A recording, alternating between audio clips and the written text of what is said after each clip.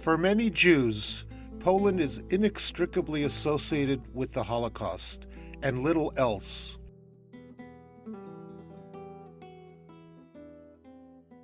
So when I heard Poland was about to open up a museum telling the 1,000-year history of Polish Jewish life, I decided it was time to take a fresh look.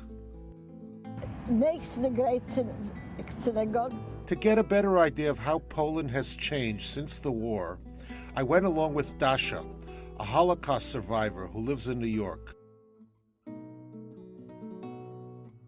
For Dasha, the holiest site on our pilgrimage was her hometown of Będzin, especially the site of her grandfather's grave.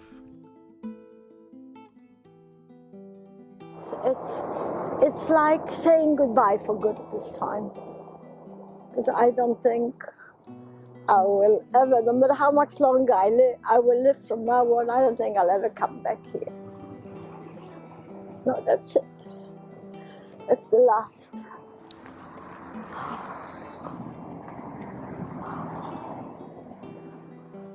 It's nice. It's a nice place, isn't it? Well, It's cute. No, it's a Heucherstein.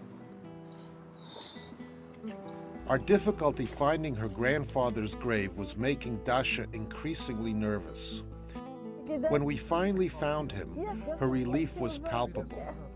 Es sind ein paar Lichter, manche Leute gemacht haben schon nicht gefunden.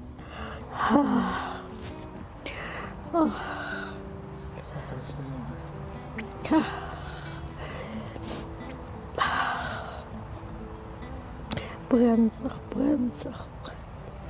Peter, sei du gedenkst, ich bin du gewesen, nach dem Raum, nach der gewesen, ich bin du geschlafen, gedenkst. So ist so kalt.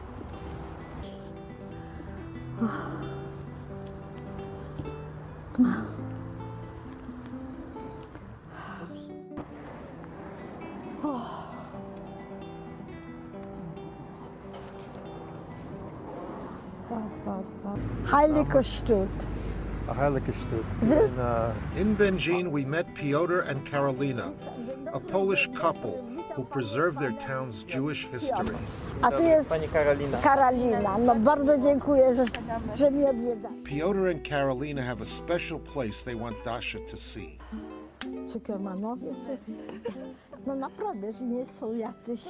Mamy z nimi kontakt od 2 lat. Macie czego? Kontakt. This apartment was once used for Jewish prayers.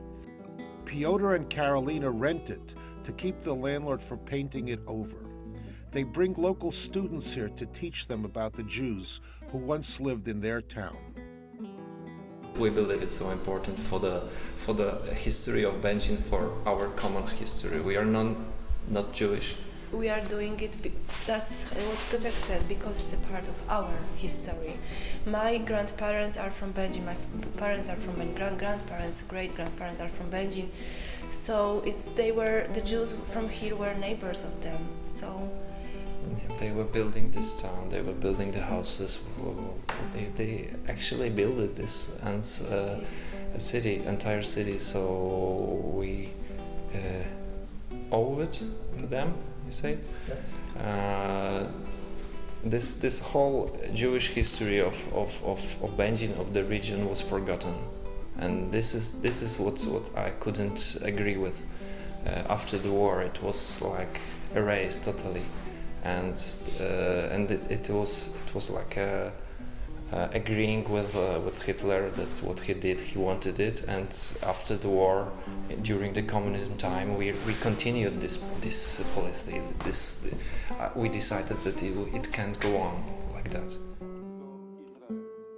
This idea that Polish Jewish history is an essential part of Poland's own history was emphasized repeatedly at the opening of the Museum of the History of Polish Jews. Ladies and gentlemen, the President of the Republic of Poland and the President of the State of Israel, a line rests from Polish and Israeli nations at the monument to the ghetto heroes.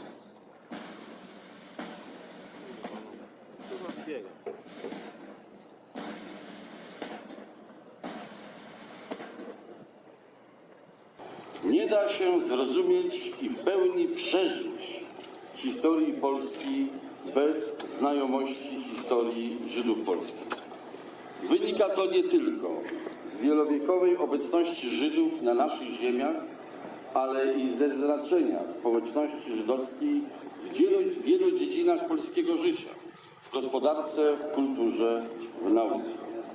The Polish speech was so wonderful, was so recognizing us, recognizing me. I was part of all that contribution that Polish Jewry made to this country. I was very proud. Yes, I was. It was wonderful.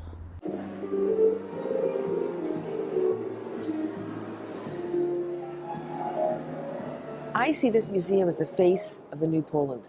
This is not the post-communist period. This is the post-communist period, and it is really a different period. This is a period where 40% of the population is going to university. People are speaking English, they're cosmopolitan, they're educated. It's a different generation. I think it really reflects a whole new era.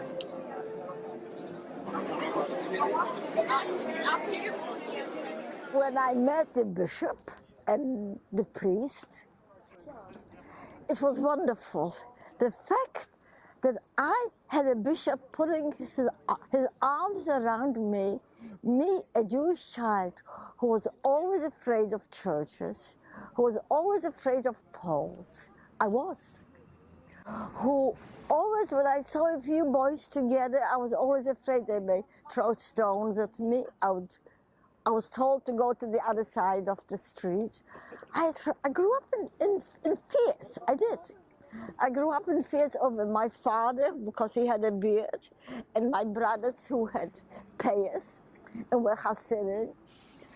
And we were always happy to see them back home, that nothing happened to them.